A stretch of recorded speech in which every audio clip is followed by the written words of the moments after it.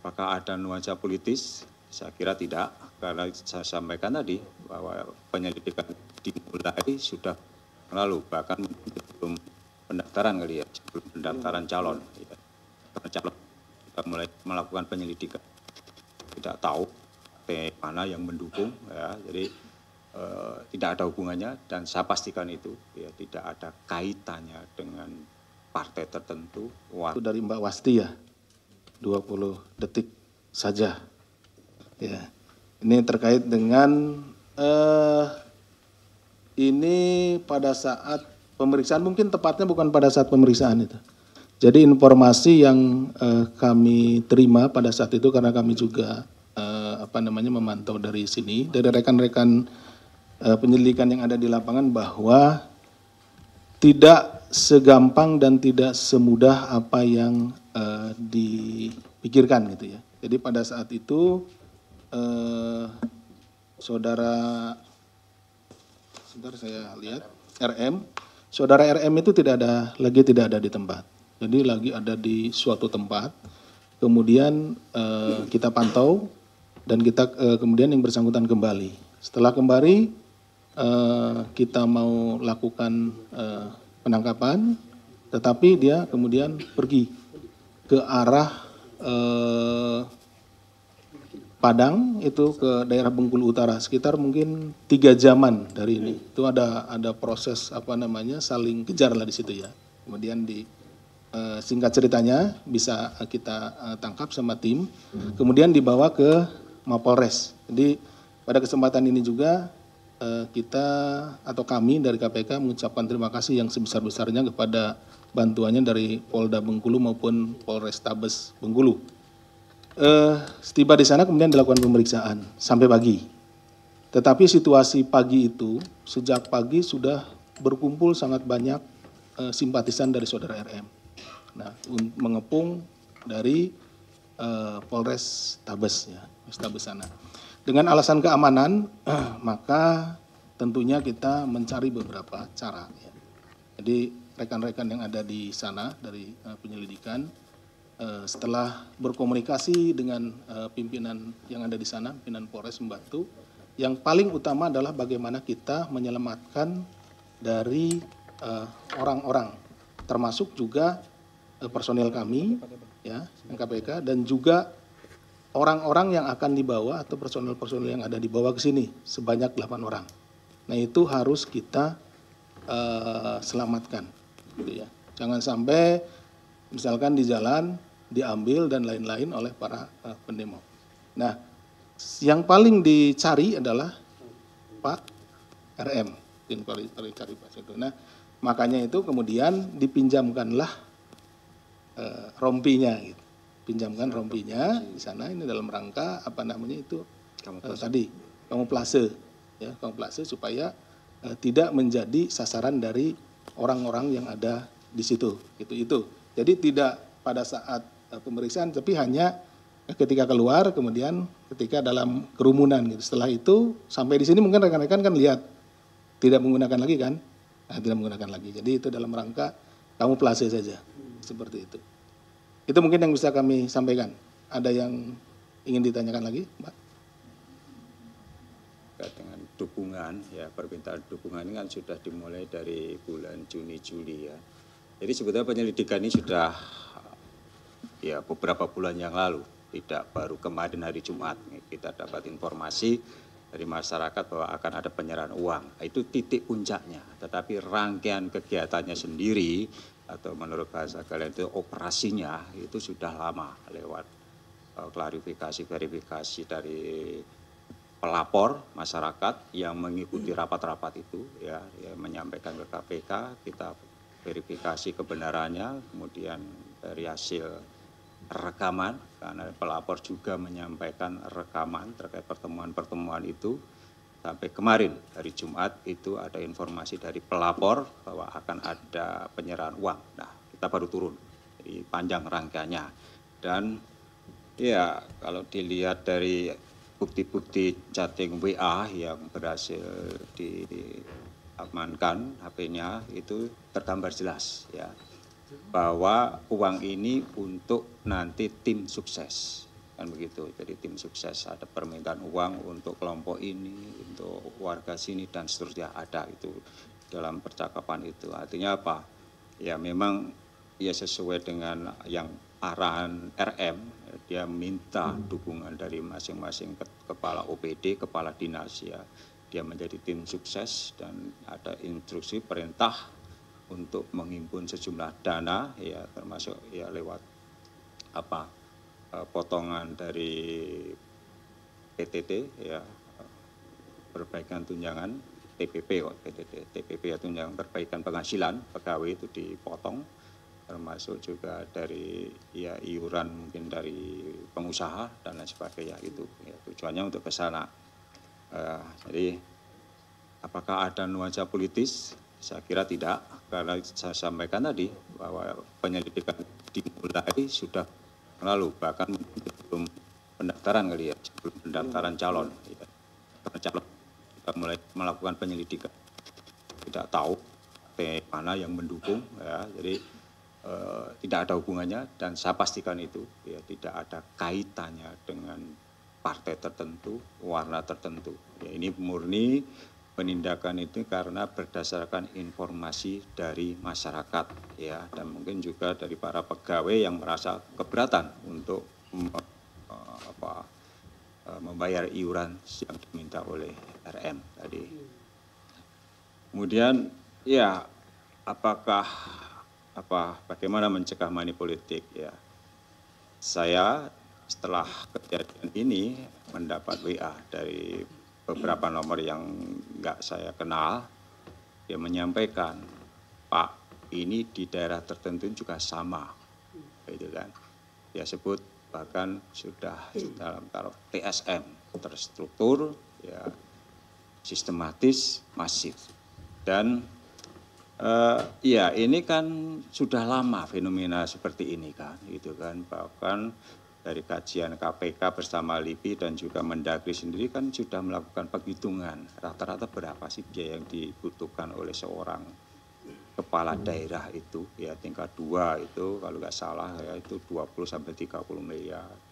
Kemudian tingkat provinsi sekitar 50 miliar, itu baru untuk mencalonkan loh ya, biaya kampanye. Belum tentu menang.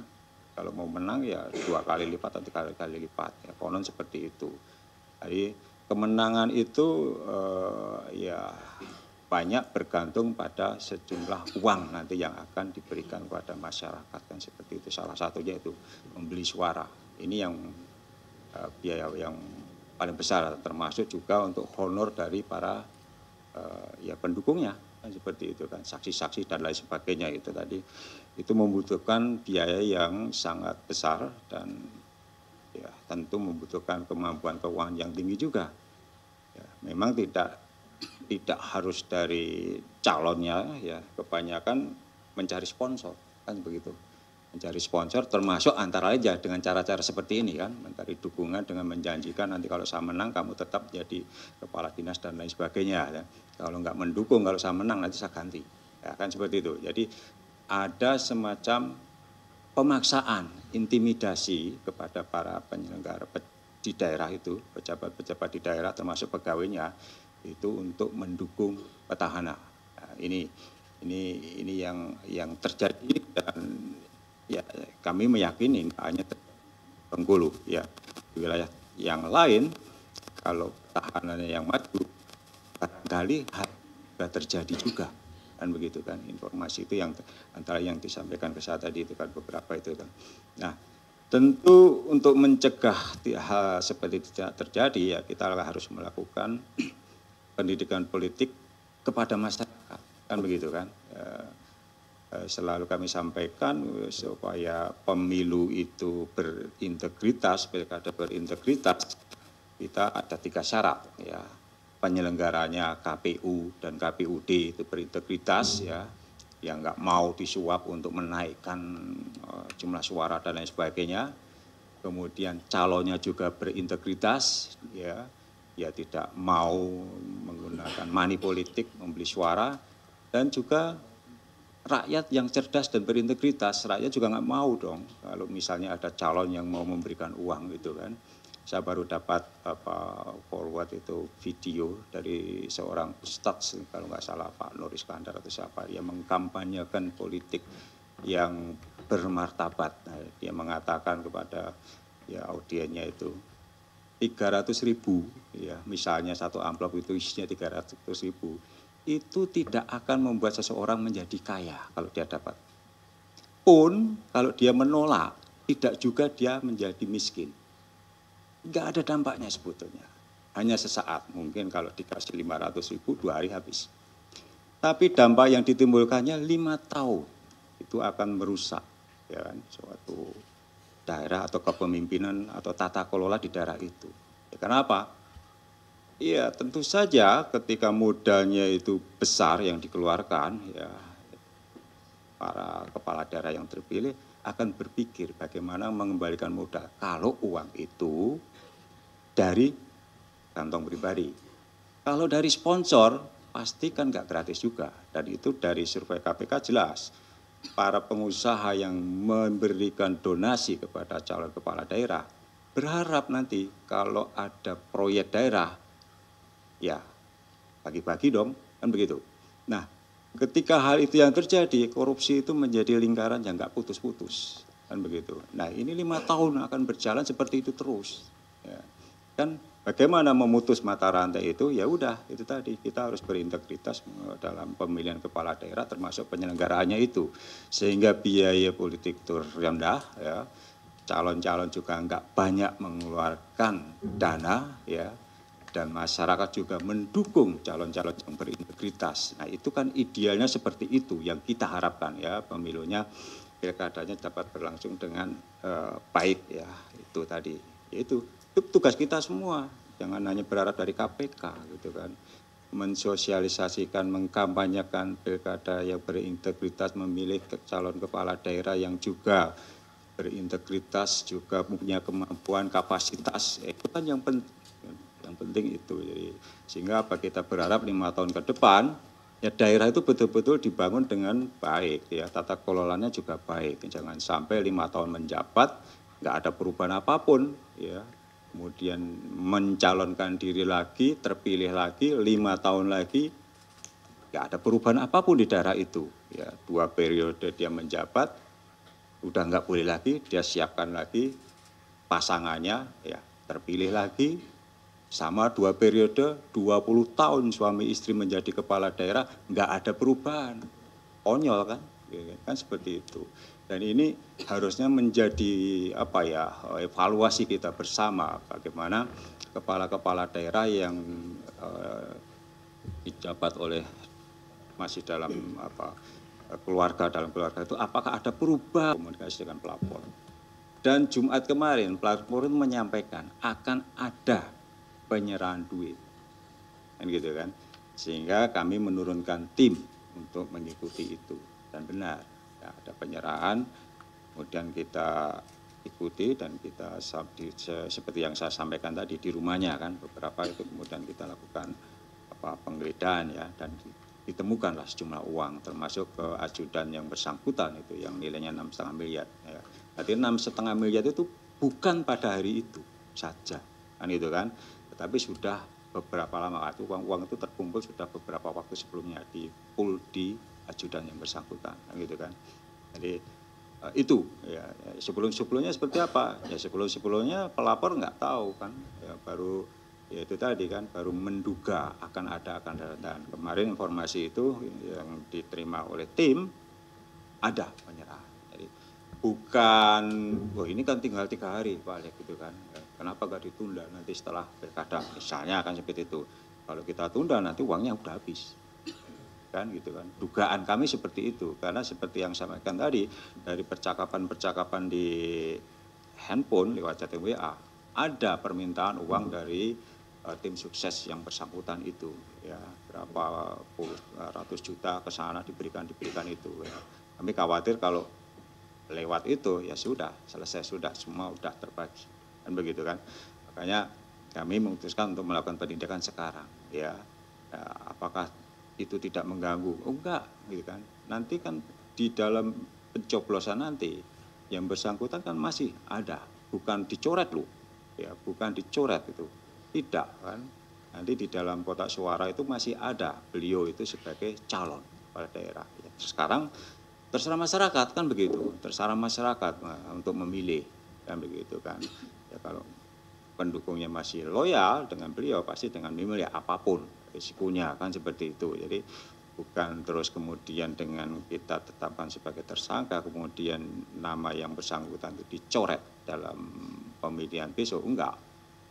Apa surat suaranya pasti sudah ada kan, ya itu kan nggak mungkin juga diganti atau dibatalkan. Jadi pilkada tetap berlangsung terus dan kalau terpilih pasti juga nanti akan dilantik mungkin ya kan, dilantik biasanya begitu, baru setelah itu kita berhenti. Biasanya mekanismenya sebelumnya kan seperti itu. Pernah kan KPK itu melakukan OTT, saya agak lupa di Bupati di Jawa Timur itu, ya, Tulung Agung ya, terpilih dia, kan tetap dilantik waktu itu ya, tetap dilantik, tapi kemudian baru setelah itu diberhentikan, kan begitu. Jadi mekanisme pilkada, mekanisme pemilihan itu masih tetap berlangsung, tidak ada persoalan, silahkan ya rakyat yang menentukan pilihan, kan begitu. Tetapi penegakan hukum juga harus dilakukan konsisten. Sesuai dengan kecukupan alat bukti. Saya kira itu. Jadi nggak ada apakah ini pesanan dari pesaingnya, sama sekali enggak. Kita juga nggak tahu.